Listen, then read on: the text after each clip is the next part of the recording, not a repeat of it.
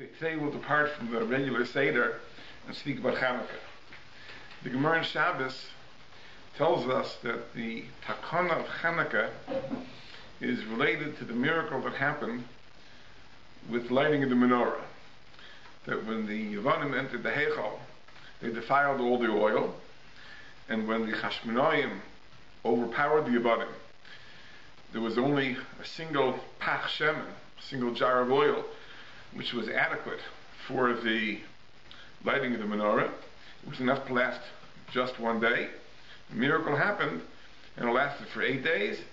And the next year, the Chazal were keveya Chanuka as a yontif for Halal v'Haidah, for praise of HaKadosh Baruch Hu and Thanksgiving. The Ramchal in the Sefer Derech Hashem says a chidush. He says that the Yevanim, their intention was to take us away from Avodas Hashem, from Torah, but they opposed specifically the menorah. Of all the Jewish observances they were opposed to, there was a special opposition to the lighting of the menorah. There's evidence to this in Chazal. The Gemara tells us that it wasn't only that the Yevanim defiled the oil. The Yevanim also destroyed the menorah. Chazal tell us that when the Yevanim were driven out, the Chashmonaim had to make a new menorah. They couldn't afford it. So originally they made it out of shveidim shal barzal, iron skewers. Then ha'ashiru, they became a little wealthier. They made a menorah of silver. And chazil v'ashiru, they became wealthier even then. They made the menorah of gold, as the Torah says it's to be made l'chatchila. So it seems that it wasn't simply the Yevanim inadvertently defiled the oils and that created a problem. There was a specific hisnagdus, a specific opposition to the menorah, what the menorah stands for. Now we have to understand what bothered them about the menorah specifically. It's interesting is that if you look in the Sefer HaMakkabim, which is the record of the time, there is no mention of this miracle of the menorah at all. There's no mention of the opposition of the Yevanim to the menorah. It seems that the opposition of the Yevanim was to the Mizbeach. It says that the Yevanim defiled the Mizbeach, and when the Chashmonaim retook the Beis HaMikdash, the question was what to do, because the Mizbeach had been defiled. So they decided to tear down the old Mizbeach and to build a new one. And they celebrated the Chanuka HaMizbeach, the rededication of the Mizbeach, for 8 days. And Yehuda HaMaccabi sent messages to all Jewish communities that they should observe the yontif of Chanuka for 8 days for eternity, as a zeicher, as a remembrance for the Chanuka HaMizbeach, the dedication of the Mizbeach. And the Maharsha in Shabbos also says this. The Maharsha says that the name Chanuka undoubtedly relates to Chanuka HaMizbeach. That's where we find the word Chanuka, the dedication of the Mizbeach. And the Ramah also mentions this in Shulchan Aruch. The Ramah in Siman Tov Reish Ayin discusses the Shaila as to whether the Su'udas of Chanuka are Su'udas of Mitzvah or Su'udas of Rishus. Actually, the Shulchan Aruch already discusses it. The Shulchan Aruch brings a tour, who brings the Maram in Rottenburg, who says that the Su'udas of Chanuka are not considered Su'udas Mitzvah. They're considered Su'udas Rishus. They're considered optional. So it's why? So Maram Rottenburg says, because only Purim we find the Chazal ordained as days of Mishta v'Simcha, feasting and celebration. Chanuka was ordained as days of Halal v'Haidah, praise and thanksgiving. So we don't find a Su'uda on Chanuka. Says the Ramah that Yesh Oimrim, some say that there is a Ktsas mitzvah, not a major mitzvah, but Ktsas mitzvah, somewhat of a mitzvah. Why?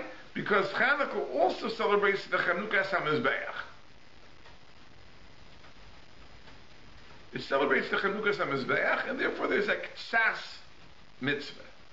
Why is it only a Ktsas mitzvah? L'chara, Pshat Neramoy is, because from the Gemara, the Iker celebration is really the nace of the menorah. The Gemara makes no mention of the Chanukas HaMizbeach. We only know that it was the Chanukas HaMizbeach from the Sefer HaMakkabim. So, therefore, it's only a Ktsas mitzvah. But according to the Sefer HaMakkabim, that the whole takana of Chanuka really was for the Chanukas HaMizbeach, it should be more than a Ktsas mitzvah. It should be really absolute mitzvah to engage in feasting, because it celebrates the Chanukas HaMizbeach, and apparently Chanukas HaMizbeach is Mechaya feasting.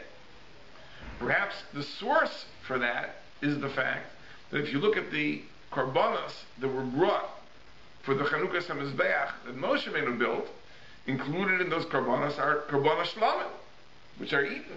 So apparently there is a element of su'uda associated with the Chanukas HaMizbeach. So for us, Chanukas HaMizbeach is only a tofel, it's only a minor aspect, because the Iker Chanukah al pi the Gemara is the nace of the menorah. So therefore, says the Ramah, there's a Ktsas mitzvah, a little bit of a mitzvah. You can't call it the main mitzvah. But l'chara, according to the Sefer HaMakkabim, that it really relates to the Chanukas HaMizbeach, we should say that it's not just a Ktsas mitzvah, that it's really a full mitzvah. The question is it possible to reconcile this contradiction? Is the Sefer HaMakkabim a steer to the Gemara, or perhaps is there some way Efshar L'Kayim Shneim? We'll explore that a little bit later. But this is what we have to understand, that what is going on here? What is the hisnagdus? What is the opposition of Yovan? Is it to the menorah, as the Chazal seem to say? Is it to the Mizbeach, as the Sefer HaMakkabim seems to say?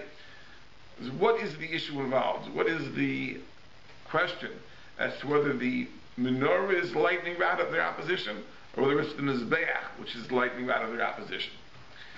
In the Alanisim, when we speak about the Kalvana of the Yevanim, so it says their intention was L'hashkicham Torasecha u'la'avira michukei ritzeinecha. Their intention was to cause Klal Yisrael to forget the Torah and to remove them from chukei ritzeinecha, from the laws of God's will. We have to understand what that means. First of all, it's a redundancy. What is the double expression? Number one, L'hashkicham Torasecha, and number two, L'havir michukei ritzeinecha. It seems there was a double agenda here. There was item number one is L'hashkicham Torasecha, and item number two is L'havir michukei ritzeinecha. What are these two agenda items? And what is the meaning of the expression of chukei ritzeinecha, the chukim of your will? The chukim, the mitzvahs, what's the idea of chukei ritzeinecha, the chukim of your ratzain? It seems that there's something behind this expression which requires explanation. When we talk about the conflict of Yisrael and Yovan, the Maral tells us in the Sefer Ner Mitzvah that the real ideological struggle is between the Chachma of Yisrael and the Chachma of Yovan. When we speak of the Chachma of Yovan, as we know that the Chanuka story happens in the aftermath of the breakup of the empire of Alexander the Great. When Alexander the Great died, so his empire was divided among several of his generals, and one of them took Egypt, Ptolemy, one of them took Syria, Seleucus, and Eretz Yisrael was back and forth, sometimes under the sway of Egypt, sometimes under the sway of Syria. But the time frame of the Chanuka story was in the aftermath of the breakup of the empire of Alexander the Great. Alexander the Great himself, we know, was a disciple of Aristotle.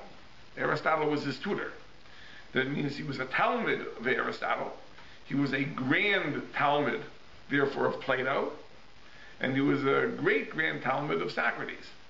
So undoubtedly Alexander the Great was steeped in the philosophical tradition. And it would be safe to assume that when the Maral speaks of Chachma of Yovan, as opposed to Chachma Yisrael, we're speaking about the wisdom of Torah versus the wisdom of Socrates, Plato, and Aristotle, which is really the legacy of Yovan. Now, this is a broad subject, But I think it would be safe to say, relevant to our understanding, that there are two major points of difference between the Chachma of Yisrael and the Chachma of Yavan in the religious area. The truth is that the Yavanim, the Greek philosophers, Aristotle, Plato, believed in a God. They call him the first cause, the prime mover. They believed in a deity who is the source of all existence. However, their conception of that deity is very different than our own. If you look in the beginning of the Kuzari, the Melech, the Kuzarim, was trying to find the true religion. He had a dream that kavanascha retzuya, that your intentions are desirable, but your actions are not, which he took to mean that his practice of the religion of the Kuzarim was unacceptable to God. So he went on a pilgrimage to travel to various religious authorities to try to find the true religion. He went to a Christian, he went to a Muslim, ultimately he came to one of the Chachmei Yisrael, and the Kuzari is a record of that dialogue. But in the Kuzari it says he first went to a philosopher. And he told his dream to the philosopher. So the philosopher told him, you're making a big mistake. He says, the deity, who is the source of all existence, is totally removed from the affairs of man. He does not know what you're saying. He does not know what you're thinking. He does not communicate with human beings. He does not notice their avoda, their worship, their ritual practice. You can't even say, in a full sense, that he created the world. It was not a volitional act. It wasn't an act of ratzon.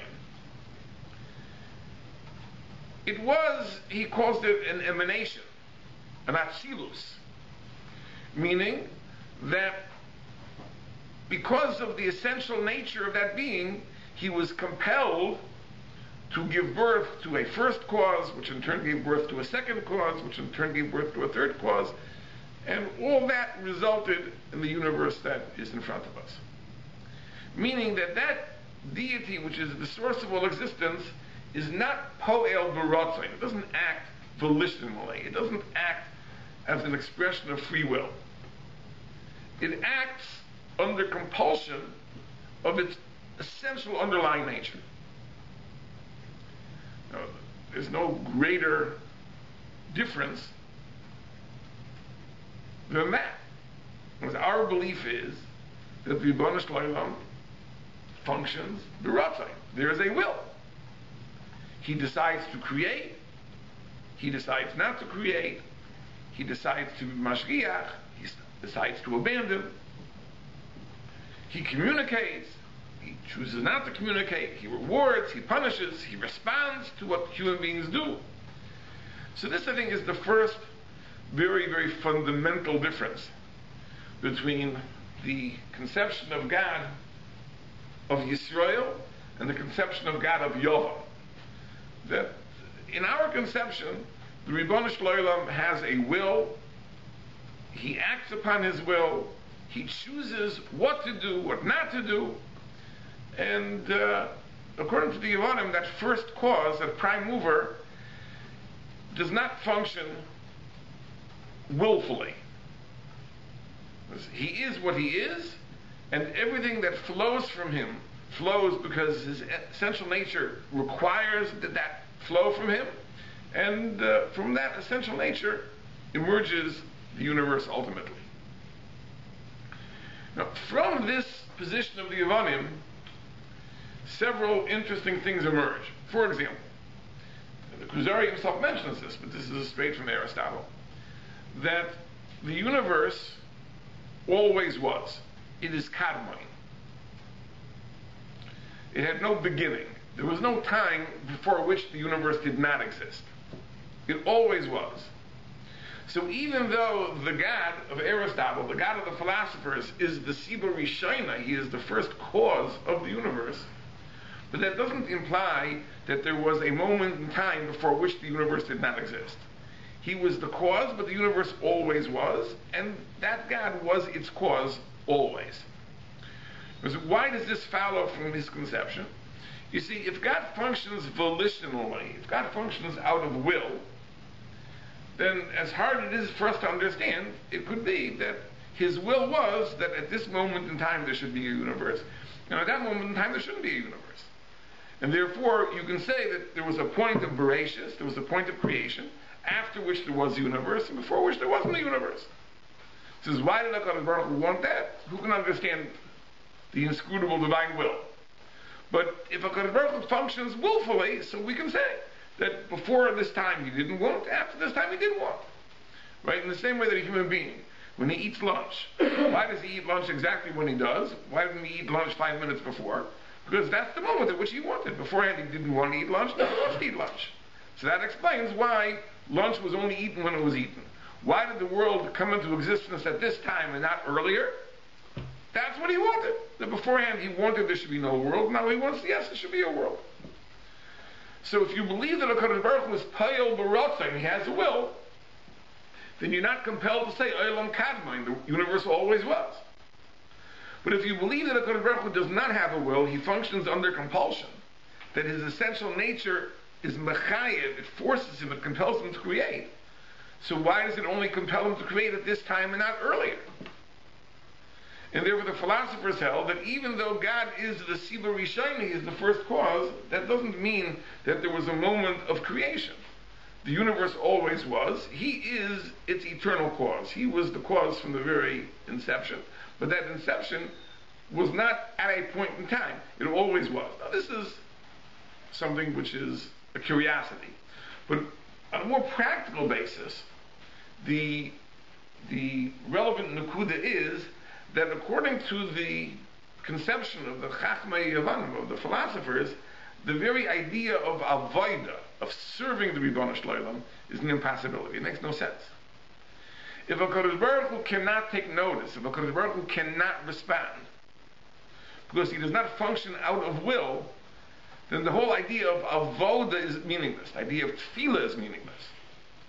And if you look in the Kuzari, the philosopher tells the Kuzari, he says, listen, if you want to invent a religion, make up your religion if it makes you happy. But if somehow inventing rituals will inspire you to moral conduct, then by all means, do whatever you want. But be aware that it makes no difference to God. He doesn't notice, he doesn't care. If you think it'll help you in some way, then by all means do it. Feel free to do it. It's not going to offend him, and it's not going to please him. He doesn't notice, he doesn't care, he doesn't react, he won't respond. So it's all for you. It says you want, if you feel that somehow creating temples and rituals will somehow enhance your life, then gesundheit, go ahead and do it if you want. But don't delude yourself into thinking that somehow you are pleasing God, you are ingratiating yourself to God. He doesn't know, he doesn't care, he doesn't react, he doesn't respond. It's totally irrelevant to him. That's the philosopher. Look in the Kuzari. The philosopher tells us to the Melech of the Kuzari. Now, the very idea of avodah to the God of the philosophers is not shaykh. Such a thing can't exist. Needless to say, that from our conception, if we believe a God who has will, there are things he wants, there are things he doesn't want. He reveals that to us. So if we do what he wants, this gives him satisfaction. If we don't do what he wants, this gives him dissatisfaction. That's the basis of avodah. The basis of avodah is doing that which is pleasing before him, avoiding that which is displeasing. Right? Because we believe that HaKadosh Baruch Hu has a will, therefore the idea of avodah now can take place. So this is the first major difference. In other words, from our conception of God, that God functions willfully, there is a possibility of avodah. There can be meaningful avodah. There can be meaningful tefillah. Because he takes notice and he responds, he reacts. Whereas to the God of the philosophers, there cannot be any meaningful avodah. Sure, you can make up rituals. Do as you please. But a ritual that will genuinely please the God and will find favor with the God and evoke a response, such a thing is not conceivable when we deal with the conception of the God of the philosophers. That's the first major difference between the position of Yisrael and the position of Yavin. But in turn, this difference is rooted in a second difference, which is, what is the source of understanding, the source of Chachma? From where do we know what we know about God? And here too, there's a very fundamental difference between Yisrael and Yavin. What Yisrael knows about God, it knows through direct experience of God. There were people who had an apprehension of God, people that had nevuah, ruach hakodesh. They spoke to God, they had a relationship with God. And that's why we know what we know about it, through direct experience. To the Yevanim, such direct experience would have been impossible. Because the Ribono Shel Olam could not choose to communicate with specific individuals at specific times. He doesn't have that capacity of will. So where do they know about God from? Their conception of God comes from their understanding of the universe, of the world. When they studied the universe, they reflected upon the universe, and for that they came to understand that it must be that there's a first cause. You know, you think about the proofs that the ancient Greeks brought to the existence of a deity. You know, various forms of cosmological proof, that to the extent we see things in motion, and everything in motion has to be set into motion by an earlier cause. So what is the first cause that set everything into motion? It must be there is this first cause, and we'll call that God. In other words, their understanding of God came from their understanding of the universe. Now, what did the Greeks understand in the universe? What did they see in the universe? They saw a universe which apparently operates under consistent, inviolate laws of nature. There is a consistency, things work like clockwork, day in and day out, all the time, apparently unchanging. Right? By the time the Greeks came upon the scene, there were no nisim gluyim that they could fathom. They saw regular patterns, and they understood that if we trace back the chain of causes, the first cause must also reflect that regularity, that consistency.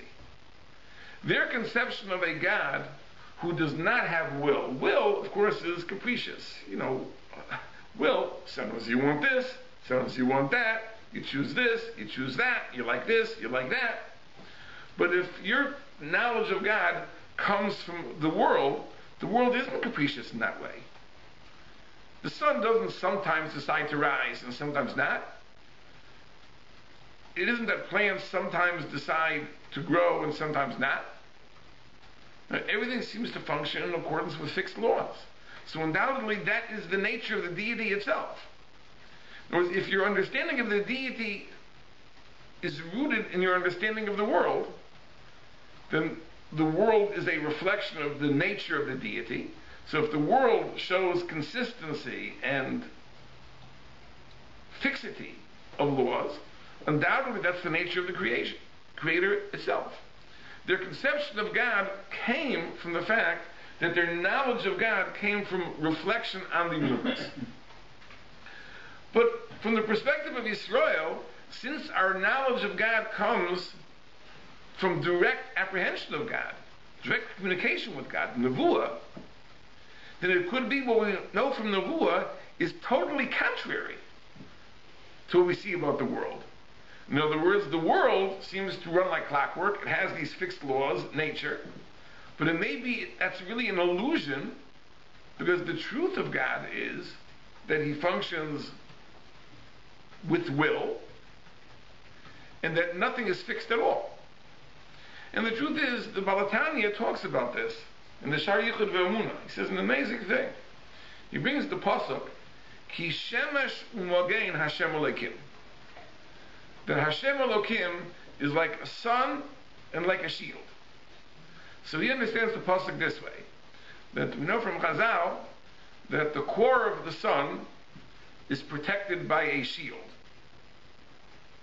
If the outer layers of the sun would be removed, the energy of the sun would be so overwhelming it would burn the world to a crisp.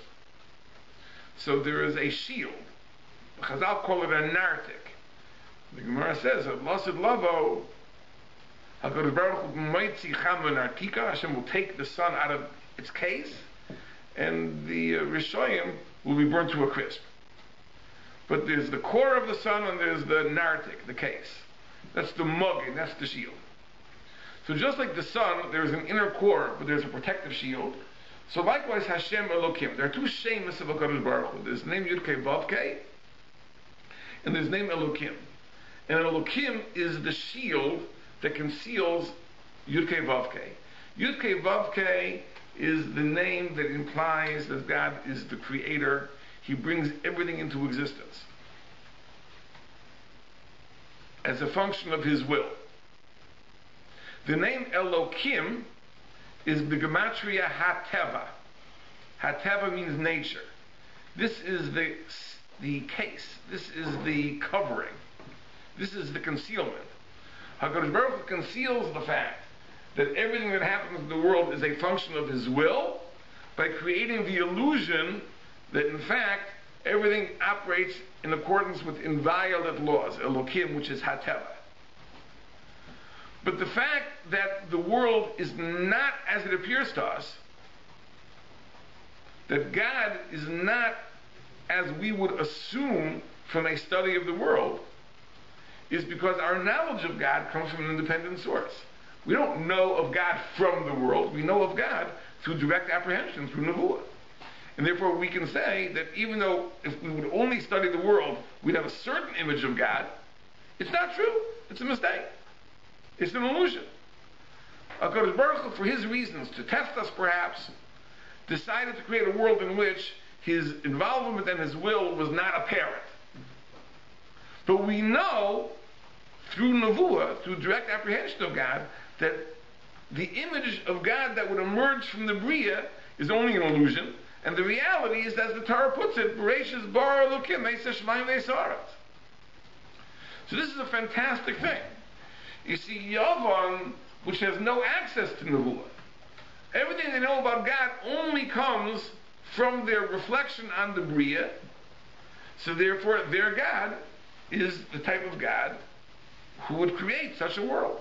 If you have a world which runs in accordance with consistent laws, there seems to be no expression of will, so that's how you define God. That's how you conceptualize God.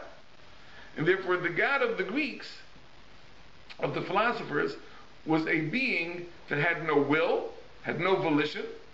He operates under compulsion, in consistency and harmony with his underlying nature, because that's how the world appears. It says, we know that the world is an illusion, and the reality that everything God does is a function of His will, but He conceals it. That's Hashem Elokim. Elokim is the Mogain. Hashem is the Shemesh, and Elokim is the Mogain. It conceals the reality. The reality being that everything that happens in the world is a function of His will, and that is concealed by an illusion of things operating in harmony with fixed laws, which is HaTeva. This is the second essential difference. In other words, we have different sources of knowledge. For the Yevonim, their source of knowledge is observation and reflection upon the universe, and Klal Yisrael doesn't derive its conception of God from the universe, it derives its conception of God from direct apprehension.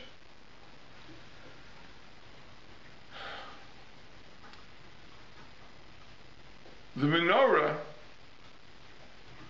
is the symbol of enlightenment that comes from Ribono Shel Olam. And this we know from many, many sources. I'll just mention one. The Gemara says in Bava Basra that Harod says Yashir, if a person wants to become rich, Yatzpin. When he davens, he should face slightly toward the north. Harod says Sheyachkim, a person wants to become wise, Yadvin. He should daven slightly toward the south. The Simonech, and the sign for this, is Shulchan b'tzafayim u'menorah b'doraim. Because the shulchan in the Beis Hamikdash was the conduit through which there was a shefa, there was a flow of parnasa and sustenance to the world. And that was located on the north side. So the north is associated with material bounty. So if a person wants to daven for parnasa, he should direct himself slightly to the north. The menorah is the symbol of spiritual and intellectual enlightenment. It was in the south. So right says sheyach, if a person wants to become wise, yeah, he should daven slightly toward the south, toward the direction of the menorah. But that's what the menorah was. The menorah is the symbol of spiritual enlightenment. The hisnagdus of Yavan to the menorah is specifically this. Yavan held that there is no source of enlightenment except for the bria, except for the world itself. All understanding, all metaphysical understanding, is rooted in observation and reflection of the physical world. From our observation of the physical world, we come to understand the metaphysical realm, the realm beyond. But there is no independent pathway. There is no spiritual enlightenment which comes from heaven, which comes from the deity, which comes from the Ribono Shel Olam. There's no nevuah, there's no ruach hakodesh. Those things don't exist. Because all there is the power that we have to observe and understand and reflect, and from that come to an understanding of what lies beyond the observable, material, physical world. And therefore the isnadus to Yavan, says the Ramchal, first and foremost, is a isnagris what the menorah stands for. It says that they're opposed to the menorah, which stands for the idea of there being a channel of intellectual and spiritual enlightenment, which is apart from observation of the physical world. That is something which Yavan cannot accept by any stretch of the imagination. And therefore, if Yavan has to attack one component of the Beis Hamikdash, it's specifically the menorah. But the isnagdus of Yavan is also to the Mizbeach, because as we said, the corollary of the different conceptions of the deity of Yisrael and Yavan is the fact that from the perspective of Yisrael, since we know al pi nevuah that God is payol b'rotzayim, so therefore there's a possibility for avodah, there's a possibility to serve, there's a possibility to please. Therefore there can be avodah, there can be karbonos, there can be tefillah. That's what the Mizbeach represents. Whereas for the perspective of Yavan, there can't be meaningful avodah. Because once you understand that the deity is not payol b'rotzayim, which is the conception of the deity which emerges from Yavan's reflection on the fixity of the bria, then there can't be any genuine avodah, and therefore there's no makom for the Mizbeach either. So the hisnagdus of Yavan is really a double-edged sword. They're misnaged to the menorah because the menorah symbolizes a source of wisdom which they reject, and they're misnaged to the Mizbeach because the Mizbeach symbolizes avodah, which is only possible to a conception of the deity which Yavan rejects, and therefore they're misnaged to both.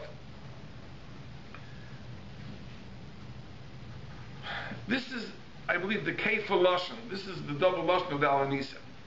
Lahashkicham Torasecha. Torah means the enlightenment that comes from the Ribono Shel Olam through nevuah. That's what Torah is. Right? It's the guidance, it's the instructions, the set of values, the set of commandments, which are going to reveal to mankind. It says Yavan can't accept that. Yavan's conception of the deity does not allow for a divinely inspired body of wisdom. So the first item on the agenda of Yavan is lahashkicham Torasecha. They have to forget this Baba Maisa, this idea that there could be a Torah that could be revealed from the deity. Put it out of your mind. There's no such source of wisdom as that. There only can be wisdom that comes from reflection on the universe, observation, and then extrapolation, which gives us metaphysical insight, but there can't be knowledge, information that is conveyed by the deity to man through a process called nevuah, and you might as well forget that. Put it out of your head. It's silly, it's nonsense. That's lahashkicham Torasecha. Forget the Torah. Don't forget the very concept of Torah. It's not just forget this specific Torah.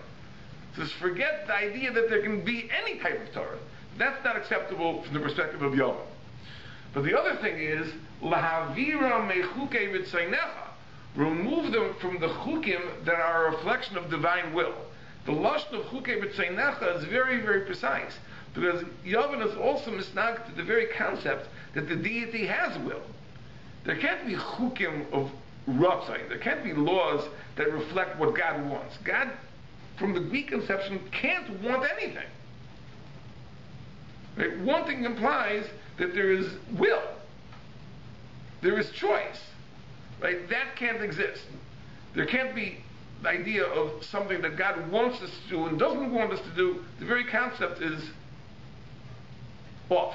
And therefore, the hisnagus of Yavin is not only to the idea that there can be a source of wisdom that comes from heaven, that's lashkichim tarasecha, but it's also opposed to the very idea of avoda, that there can be avoda which could be pleasing before the deity, that can't exist in Yavan's ideology, and that's la'avir and chukei b'tzeinecha. And therefore, the hisnagus of Yavan is both to the menorah and to the mizbeach. The menorah being the symbol of a source of wisdom, which Yavin rejects, and the mizbeach being the symbol of the type of avoda, which Yavin, by definition, objects, because its conception of the deity, as the Kuzari explains, would not allow for any concept of avoda, and therefore the mizbeach, which is really the focal point of bringing korbanos, that's something which Yavin can't tolerate. And the question is, so what is the Iker Takana of Chanuka? Is the Iker Takana of Chanuka the Nitzachon, the victory of Klal Yisrael, in restoring the Mizbeach, or is the Iker Nitzachon the restoration of the Menorah? So I just want to say a very, very simple thing, never pashut. There's a Gemara in Masechus Rosh Hashanah which talks about Megillas Tainis. There was a directory of Yomim Tovim that celebrated various events that occurred in the time of the second Beis Hamikdash. Various celebrations, because this Gezerah was removed, or that Gezerah was removed. And these were days that Jews celebrated, they didn't fast, they didn't conduct eulogies. That's Megillas Tainis. The Gemara says, as a Shaila, when the Beis Hamikdash was destroyed, when the second Beis Hamikdash was destroyed, Batla Megillas Tainis, or Loi Batla Megillas Tainis? Did Megillas Tainis lapse, or did not lapse? It's not like it's in the Gemara, it wasn't Rabbi Yochanan. We passed in that Batla Megillas Tainis, that we don't celebrate these Yom Tovim anymore. The Gemara says there are only two exceptions, which are Chanuka and Purim. Chanuka and Purim. So even though Megillas Tainis, as a rule, lapsed, these two were maintained. The Gemara says, why were they maintained? The Gemara says they were maintained because of the nace, because of the miracle. So I would just offer a simple conjecture. It says, as long as the Megillas Tainis was in force, and these days were celebrated, all these odd days were celebrated as Yom Tovim, undoubtedly Chanuka was also celebrated as a Yontif, because it was the time of the Chanuka Samizbeach.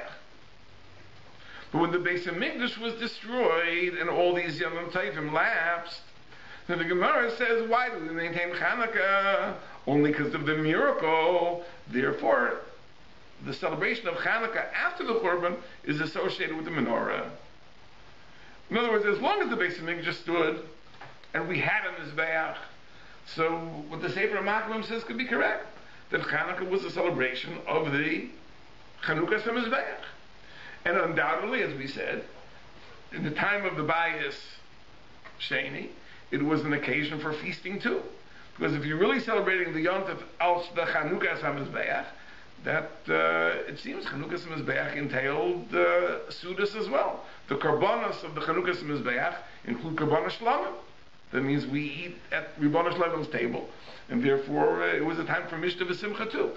But when the Megillas Tainis lapsed, and all these Yom Tovim became bottled because the Beis Hamikdash was finally destroyed by the Romans, so now why do we observe Chanukah? Says the Gemara, only Mishum Nisa, because of the Nace, and the Nace was the Nace of the menorah. So Mela now is not related to the Chanukas of Mizbeach, and therefore the Iker is the menorah. So the Gemara, which is writing Bizman Hazeh, attributes the celebration of Chanuka to the menorah.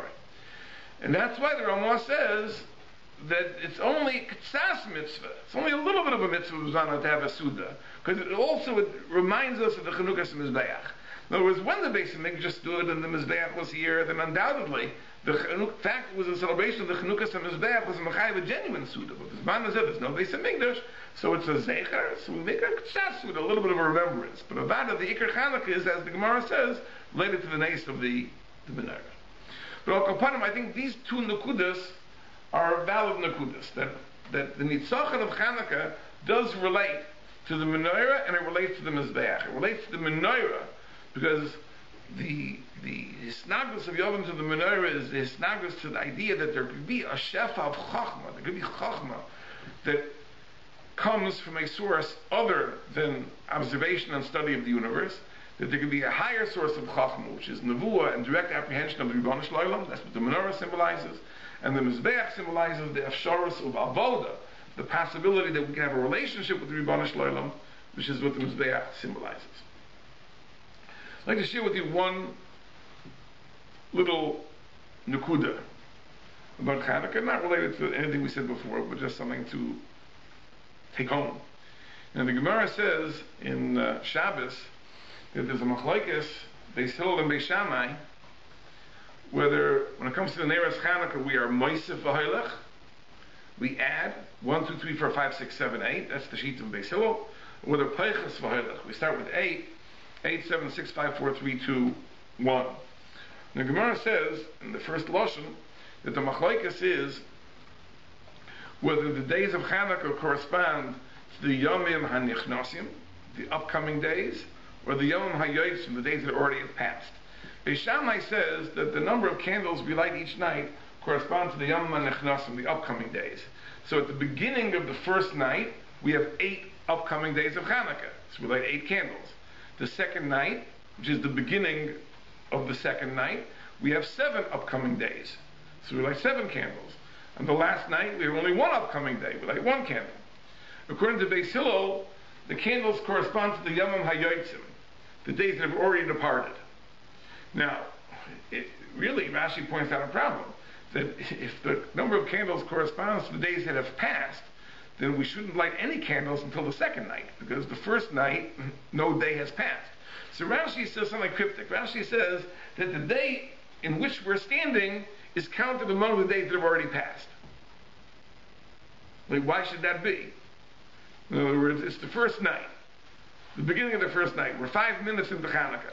Because why should I light 1 candle if I'm lighting for the days that already passed? Why should I say that the day on which I'm standing is counted among the days that already passed? What does Rashi mean? So I'd like to just explain what I think the underlying issue of the machlokes Beis Shammai and Beis Hillel is. We all want that as the days of Chanuka progress, there should be a greater and greater and greater hisoirus, a greater arousal to learn the lessons of Chanuka, to reflect on Chanuka. The question is, how are we to be mo'er ourselves? How do we arouse ourselves? Well, one way to arouse ourselves is to create a sense of urgency by reflecting on how little time we have to accomplish what we need to accomplish. As Chazal say, Hayom Kotzar, Pamalacha Meruba, the day is short and the work is great and there's a lot to do. So we have to reflect on how much time we have. So let's say a person knows that he has a final exam in 10 days. So today he says, I have 10 days, only 10 days till I get my final. He says, 1 day later, there's a greater sense of urgency. I only have 9 days, right? 1 day later, an even greater sense of urgency. I only have 8 days. You know, a few days after that, I only have 4 days. I only have 1 day. I only have 1 hour. In other words, reflecting on the diminishing time creates a greater hisoirus. That's what Beis Shammai says. Beis Shammai says that we want that Chanuka should build. We want that our motivation should intensify over the days of Chanuka. So how do we do this? We impress upon ourselves that time is a waste. And we're running out of time. So the first night we have 8 days. Okay, 8 days creates a sense of urgency. We only have 8 days to accomplish all we need to accomplish over Chanuka. 1 day after that, we only have 7 days left. 1 day after that, we only have 6 days left. One day after that, we only have 5 days left. So there's a greater hisayrus. Ironically, even though the number of candles is going down, there's a greater hisayrus, there's a greater arousal. Because there's a greater urgency which is created. A few days ago I had 8 days, now I only have 5 days. Soon I'll only have 1 day. So that compels me to work harder. That may work, but there's another possibility. That the hisayrus doesn't come from the panic, the fear of lost opportunity, but the hisayrus comes from a sense of achievement, a geschmack, if you will, in what I've already accomplished. As if a person learns a blat Gemara and he really enjoys it, that'll be the inspiration for him to learn the next blat. That'll be the inspiration for him to learn the parak. That'll be the inspiration for him to learn the Masech, and ultimately the inspiration for him to learn the entire Shas. Rabbi Hillel says that we want to go connected to Yom HaYotzim. The hisayrus is built up because with each passing day, I've already accomplished more. On the 3rd day, I've already accomplished the 2 days before. On the 4th day, I've already accomplished the 3 days before. On the 5th day, I've already accomplished the 4 days before. I can look back at my achievements, and I'm inspired. I accomplished so much. Let me do more. And that's how Beis Hillel holds we have to be in this era. We're not in this era by looking ahead and seeing how little time we have left to do what we have to do. We remind ourselves by looking back and seeing what we've already accomplished, and hopefully what we've already accomplished will be an inspiration to do more. Says Beis Hillel that you don't only look back at what you did yesterday. You have to look back at what you're doing now. Right? What you're engaged in now should be so geschmack, so meaningful, so gratifying, that it's not just resting on your laurels. It's not just looking back at your past accomplishments, which serve as hisayrus, right? But the pleasure, the geschmack in what I'm doing now should be a hisayrus for the future. And therefore Rashi says that among the Yom HaYotzim, among the days that have already passed, I already count the day in which I am standing. Because it's not just looking back at past accomplishments that are meant to be ma'ir, but it's also the pleasure of engagement at the current time is meant to be ma'ir for the future. I'm having such a geschmack time what I'm doing, so of course I want to go weiter and I want to continue in advance. It's very interesting that I once saw a remez to the fact that halachas like Beis Hillel, from the very name Chanuka. The word Chanuka is a Rashi Tevis for Ches Nevis v'halacha kebeis Hillel. Ches Nun Vav Chaf Hey. Ches Nevis v'halacha kebeis Hillel. Now, undoubtedly, Beisham will have to say another pshat, but Al Kapanim, we pass them like Beis Hillel. So, just like to end with a bracha, that the days of Chanuka should be a tremendous hisayrus for all of us. Whether it's hisayrus because we only have 8 days to accomplish all we have to accomplish. But according to Beis Hillel, that each day of Chanuka should bring us to a higher level of understanding and a higher level of reflection and greater levels of dvekus and closeness to Ribono Shel Olam. So that reflection on the satisfaction and the pleasure we have from the avodah of Chanuka should be an impetus to raise ourselves to higher and higher heights with each successive day.